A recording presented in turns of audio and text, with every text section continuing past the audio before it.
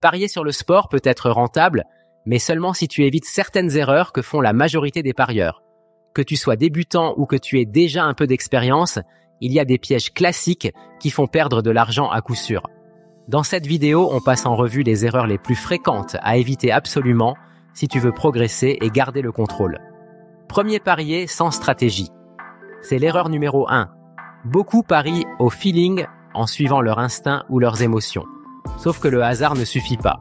Pour être rentable, il faut une méthode claire, basée sur l'analyse, les statistiques et une gestion sérieuse de ton budget. Parier sans stratégie, c'est jouer à la loterie. Deuxième, miser trop gros d'un coup. Autre erreur courante, vouloir se refaire après une perte. C'est ce qu'on appelle le tilt. Tu perds un pari, tu veux rattraper, tu mises plus gros et tu perds encore plus. Garde toujours une gestion de bankroll stricte.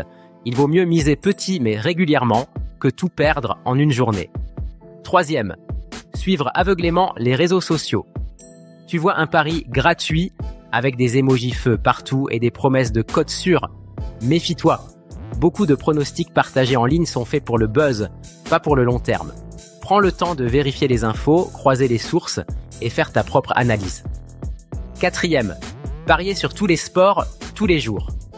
Vouloir parier tous les jours, sur tous les sports, sans spécialisation, c'est une erreur classique. Concentre-toi sur un ou deux sports que tu maîtrises vraiment, où tu peux suivre l'actualité, les formes des équipes et les absents.